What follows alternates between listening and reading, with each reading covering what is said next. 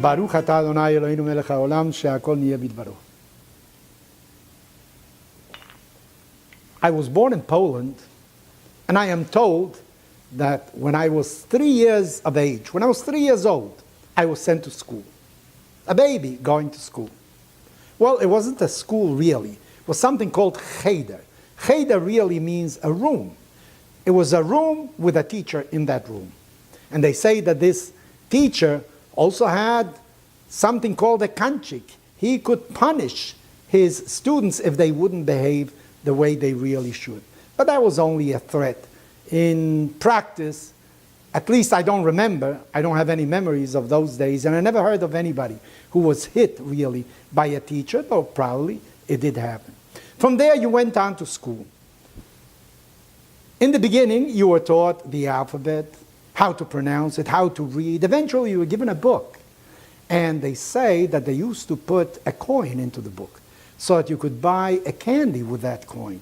Thereby you would identify sweetness with study. Study wasn't an obligation, a burden. To the contrary, it was something delectable, sweet. You could enjoy it. Because this is actually the most important thing a Jew can do, and that is to study. And who is responsible for our learning? It is our parents, our father. It says so in Shema Israel, Veshinantam levanecha. You have to teach your children. And how does a father teach? By sitting down with his child, by telling him about the holidays, by telling him about our laws, about our history. But I think he teaches him more by the way he behaves. The child sees everything. He listens to everything. He is aware of what kind of vocabulary you use. What is your relationship with your wife? What is your relationship with other siblings, with relatives? All that is absorbed by a young child. So be very careful, because whatever you do will be recorded afterwards. The Talmud says that there was a very famous man by the name of Yehoshua ben Gamla.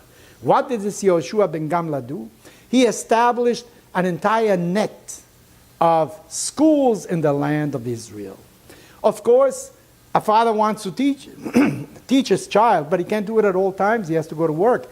The mother is busy with many labors in the house. So therefore, the schools were complementary to the teaching that the child received from his parents. But bear in mind, the most important teacher in your life is really your father. It's his obligation to teach you. According to our tradition, when the fetus is in the womb of the mother, before you are born, you are taught the entire Torah. But just before you're born, an angel comes and makes you forget everything. One angel teaches you, another angel comes and makes you forget everything. Terrible. If we would only remember what we learned in the womb of our mothers, we wouldn't have to study anymore. So why is it so? Well, maybe what our tradition is trying to tell us is something altogether different. When a Jew learns Torah, he is not encountering the Torah for the first time. He met the Torah already. Because through our veins runs the blood that was also of Rabbi Akiva, of Moshe Rabbeinu, of Abaye and Rava, of Maimonides, of the Gaon of Vilna, of all the great sages throughout the generations. We absorb somehow part of that instruction, part of that learning, because we were born into the Jewish people. Before anybody knew the importance of study, our ancestors and our tradition already pointed to the fact that more than an inheritance, a legacy of goods, of buildings, of money, of gold that you can leave to your children, the most important thing you can give them is instruction, learning, thereby enabling him to develop himself.